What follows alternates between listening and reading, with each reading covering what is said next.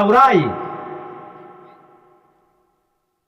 هغه چپک حیوان چې لري د چپکوالی معلومیږي سترګې یې چپکي لري معلومیږي البین عورها د عور معلومیږي د پر دغه حیوان باندې هم اختری نه ده جایز ولا العجفاء نه هغه حیوان چې هغه دونه ډنګر وي چې له ډېرې ډنګروالي څه د ده هډونه معلومیږي حتی دونه ډنګر وي چې د ده د هډو سیک وتلی وي تګ نسي کولی له ډېرې ډنګروالۍ څه پر دغه حیوان باندې هم اضحیه نه ده جایز دا به هم نه حلالوي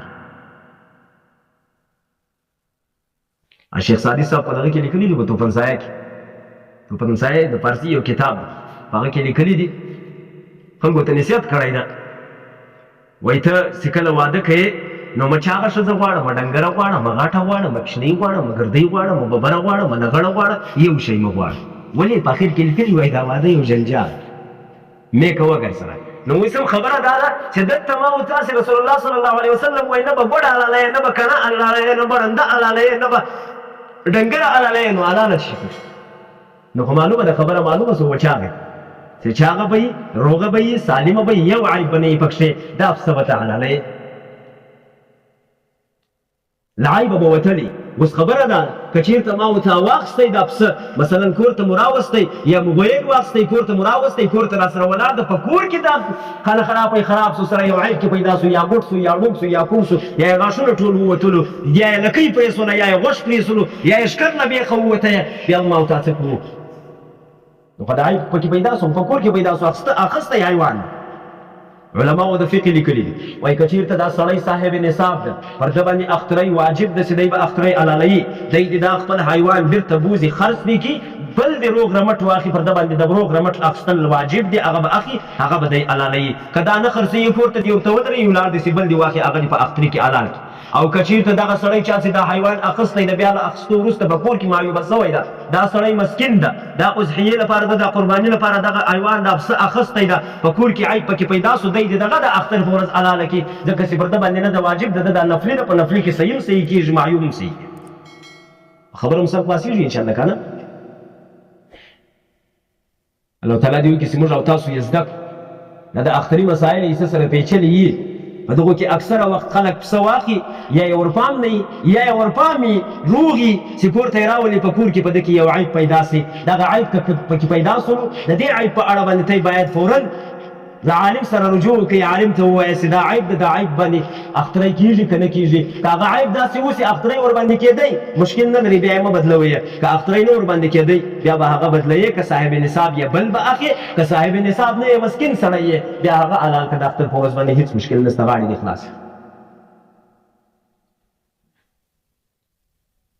او په د اختر کې چې الله تعالی ثواب درکوي د وینې د تویېدو ثواب درکوي چې وینه به تویوې بیا تا ته خدای پاک ثواب درکوي دا نه ده صحیح اکثره خلک پر دې خوا تللي دي وایي زه اختری نه حلالومه د اختري چې کوم قیمت د هغه قیمت زه صدقه کوم خیراتوم یې دا نه ده جایزه پر دې باندې الله تعالی نه ستا ذمه در خلاصوي له اختري څه نه تا ته ثواب درکوي و دا یوه خبره پکې شته که چېرته د اختر په اوله و په دومه و په درېیمه تر لمر لوېدو مخته ور لمر لوېدو شرط په درېیمه ورځ کې ده په دومه او په اوله ورځ کې نشته دغه درې ورځې که چېرته تا اضحیه نه وکړه د یو عذر په خاطر باندې عذر دې درلودی یا مثلا زه به اسانه صورت درته جوړ کړم په اوله او په دومه ورځ باندې ته مسافر یې پر مسافر سړي باندې اضحیه نه ده واجب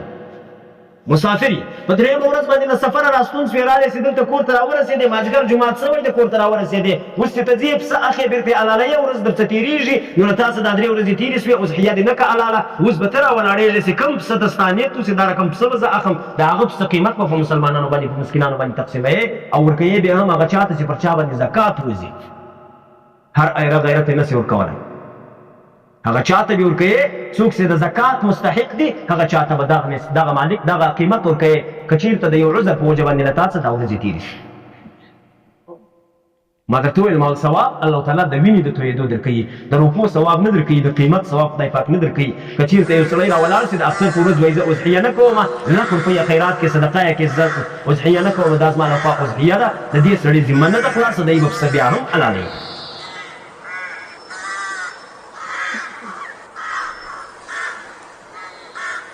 دا یوه خبره اوس به راسم یو بلې خبرې ته چې ډېر خلک پکې جنجالیان دي په دې خبرې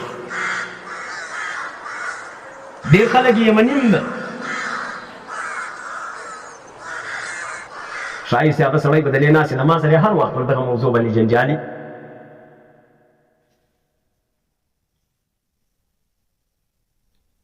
مسله دا ده ګورئ که چېرته مثلا زه د بابا روپۍ دي بابا او ما ته روپۍ راکړې 1,00,000 روپۍ راکړې ګورئ له سره یې واوړئ تر پایه پورې 1,00,000 روپۍ یې راکړې دي چې دا واخه کاروبار خو وکړه د کور لپاره. ګورئ دا پلار دا روپۍ نه ما ته رابخښلي دي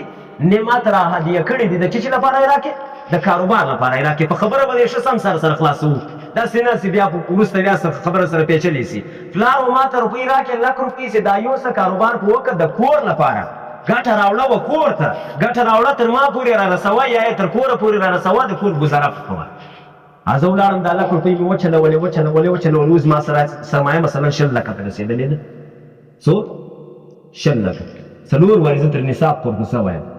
نصاب 4,00,000 ده ما 10,00,000 پیدا کړي دي یعنې 4 وارې زما نصاب ځینې جوړېږي. اوس په دغه ځای کې شکمنه خبره دا ده چې اوس اختری باید زه حلال کړم کې بابا حلال کې دواړه حلال. ګورئ 3 صورته دي اختری زه حلال کړم کې بابا حلال کې دواړه حلال. ښه سم به سره په خلاصوم. په دې ځای کې ګورئ زه تاسو ته جواب در کوم چې په دغه صورت کې اختری یوازې پر بابا باندې واجب ده دا نه پر ما واجب ده نه پر ما او پر بابا پر دواړو باندې واجب ده بلکې یوازې پر بابا باندې واجب ده. بابا به د اختری حلالوي. دا ته یې ټولو ته دا وایم یوازې ځان ته نه ما د ځان خالي مثال درکړئ. تاسو ټولو ته وایم پلار روپۍ درکړې ولاړې کاروبار دې په وکړه سرمایه دې تر نصاب زیاته کړله اوس په دغو روپو کې اختری چې کوم واجب ده هغه ستا پر پلار باندې واجب ده پر تا باندې نه ده واجب ولو که ته د تصرف تامه مالک یې. تصرف تامه دا معنه چې مثلا تا د پلار دا روپۍ درکړې ولاړ څه کاروبار په وکړه اوس دا کاروبار ته کوې تر دې حده راورسېدې چې که چیرې پر لار باندې یو سړی تا ته ودرېږي چې ما ته 2 روپۍ ته 1,00,000 روپۍ هغه ته په خیرات کې ورکړې له تا څه بیا هم کور ته پلار پوښتنه نه کوي چې 1,00,000 روپۍ دې پر کومه خوا تللې دي یا ولې دې خیرات کړي دي پوښتنه نشته. ته د تصرف پوره تصرف مالک یې ته متصرف یې. په دې صورت کې اختری پر پلار باندې واجب ده پر تا باندې نه ده واجب. ځکه ګورئ یوه قاعده واورئ په فقه کې دا عامه قاعده ده چې اختری واجبېږي پر مالک باندې نه پر متصرف باندې. په مالک او په متصرف مسر خلاص وو که نه مالک خلاص ولو متصرف دا زوی دا پیسې اړی ورا اړی سره کاروبار په کوي زوی متصرف سو پلار مالک سلو اختری پر پلار باندې واجب ده پر زوی باندې نه ده واجب. اوس علما و دې ځای ته یو بل صورت یې ښیي دا هغه دا ده چې که چېرته دا زوی وغواړي چې زه باید اختری حلال کړم پر دا زوی چونکې نه ده واجب دی که اختری حلالویم له پلاره به اجازه اخیستې بابا ستا اجازه ده چې زه اختری حلال کړم ځان که پلار اجازه ورکړه دی به حلالوي